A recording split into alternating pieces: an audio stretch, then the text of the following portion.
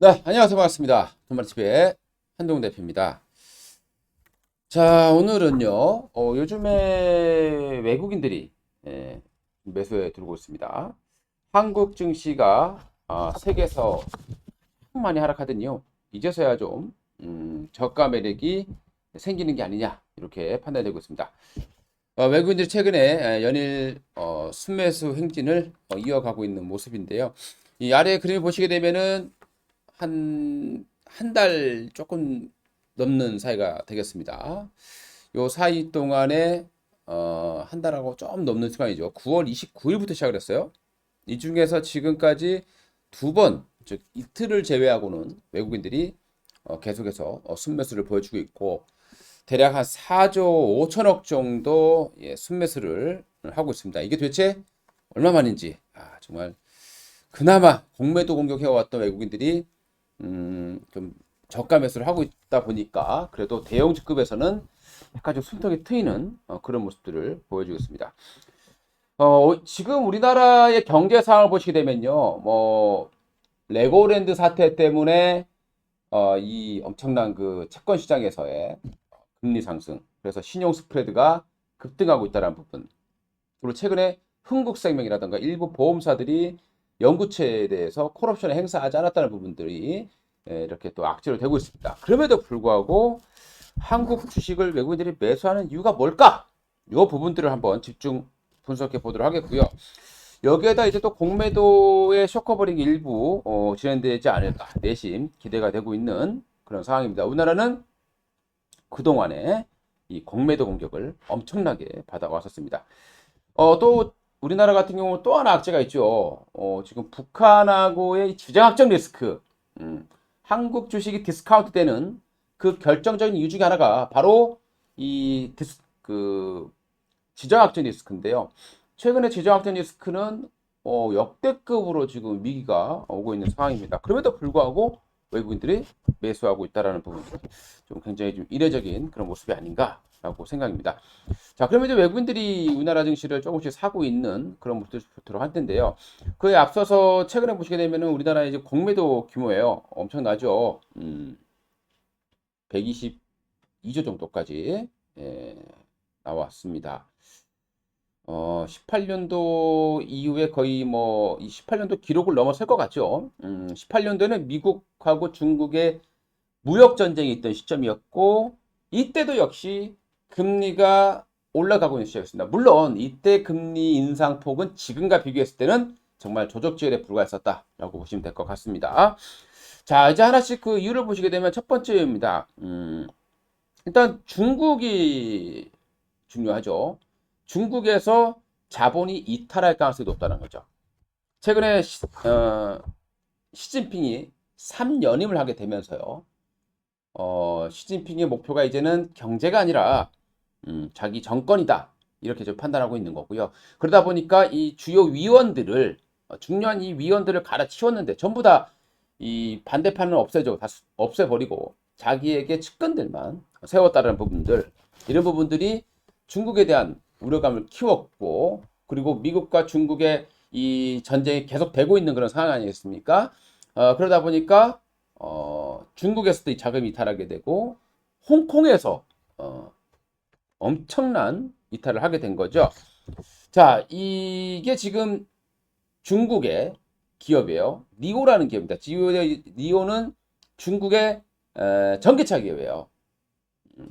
배터리 교환식을 할 수 있는 그런 전기차를 만드는 기업인데요.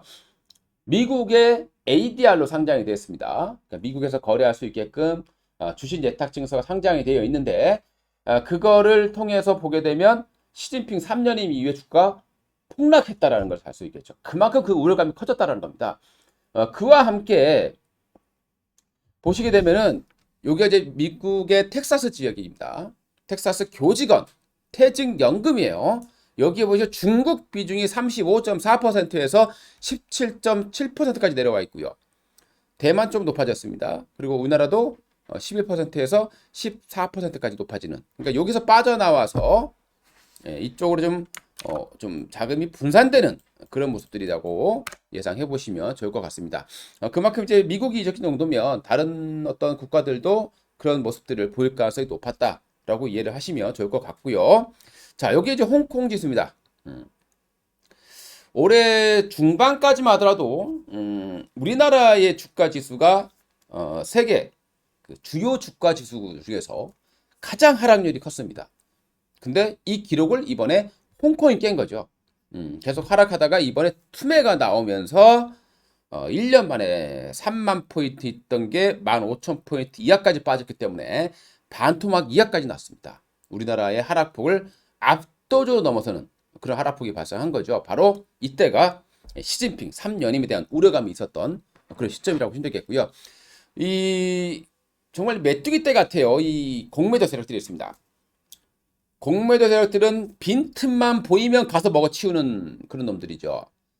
우리나라가 이제 얼마 전에 공매도의 가장 큰 타겟이 됐었고, 근데 최근에는 이 메뚜기들이 홍콩으로 날아간 겁니다. 그래서 홍콩에 공매도 공격을 집중포화했고요. 대략 최고치를 보게 되면 하루 거래량의 30% 가까이를 공매도 거래량이었고요. 평균적으로는 최근 들어서 한 20% 이상을 공매도 공격을 하고 있다라고 보시면 되겠습니다. 그만큼 지금 이 공매도 세력들이 우리나라 좀 한 발 좀 올려서면서 홍콩으로 먹잇감을 좀 바꿨다는 부분도 외국인이 좀 들어오는 그런 모습이 아닌가. 그러려면 또 우리나라 공매도를 일부 쇼커버링도 해야 되는 상황이 될 수도 있다고 판단이 됩니다. 자, 그 다음에 이제 또 하나 봐야 될 부분들이 이제 환차익을 노릴 시점이 아니냐라고 생각하는 거죠. 환차익이라기보다는 환차손에 대한 우려감을 주는 겁니다. 지금 우리나라 환율이 폭락을 했고 달러 지수가 계속 강세를 보여왔습니다. 근데 달러 지수가 113에서 지금 114, 최고가 115예요. 115를 찍고 110까지 내려왔다가 지금 거기서 이제 머물고 있는 상황입니다. 더 이상 당장 못 올라가고 있죠. 그 이유를 보게 되면 달러가 강세를 보였던 것은 미국의 금리, 자이언트 스텝이 계속 됐기 때문이죠. 자, 그런데 12월부터는 약간 아직 확실하지는 않습니다. 12월부터는 뭐 파월이 얘기하기를 뭐 속도 조절도 가능하다라는 얘기도 했었다라는 거죠.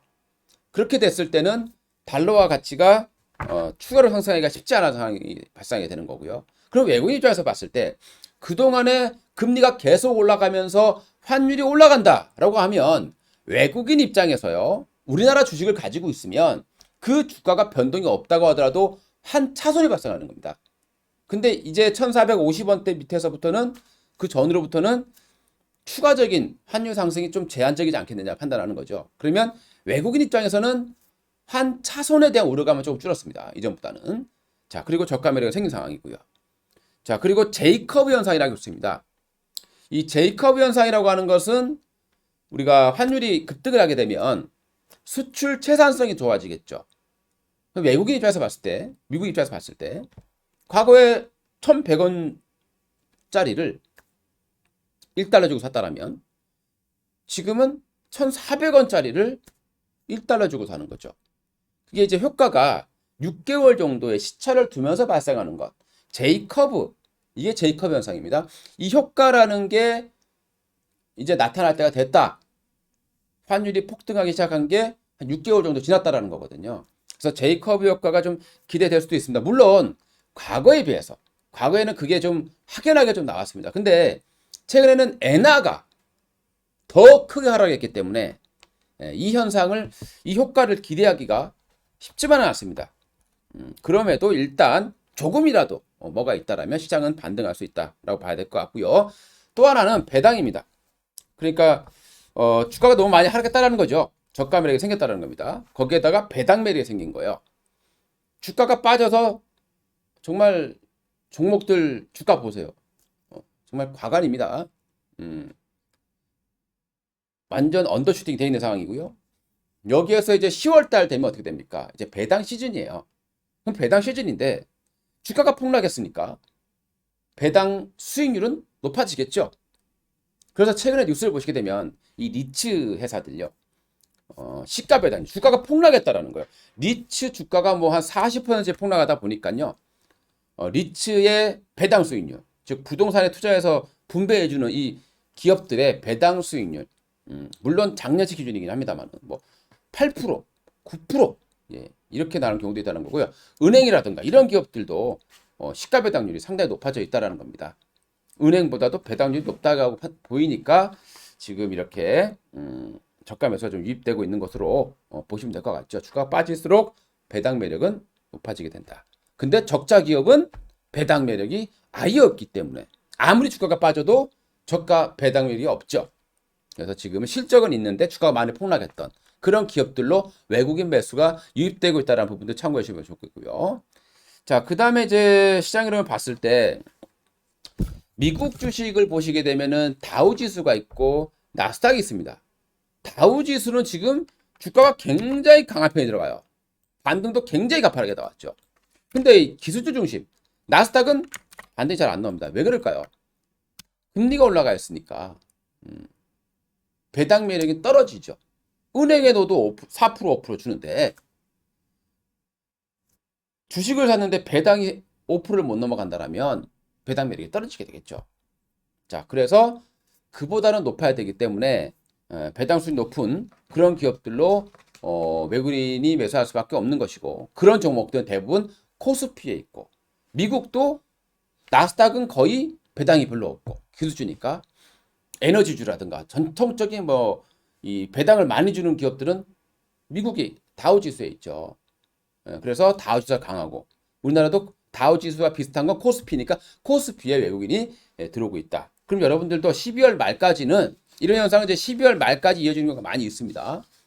반드시 외국인이 선호하는 그런 낙폭과대 실적 우량 그리고 배당 성향이 높고 배당을 좀 많이 주는 기업들 올라간 종목보다는 밑에 있는 기업들 사 놓으시면 순환 강세가 나타날 가능성이 높다. 이렇게 판단해 볼 수 있겠습니다.